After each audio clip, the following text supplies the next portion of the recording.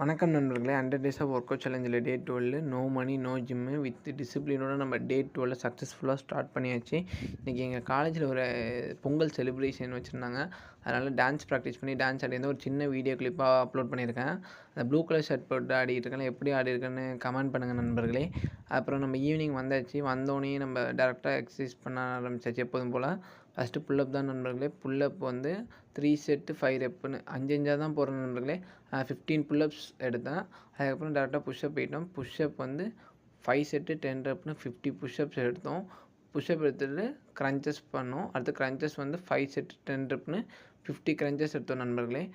Crunches எடுத்துகிட்டு அடுத்து quartz எடுத்தோம். குவாட்ஸ் வந்து 2 செட்டு 30 ரெப்னு 60 குவாட்ஸ் எடுத்தோம். குவாட்ஸ் எடுத்துகிட்டு டேரெக்டாக சைட் பிளாங்க் போயிட்டோம்.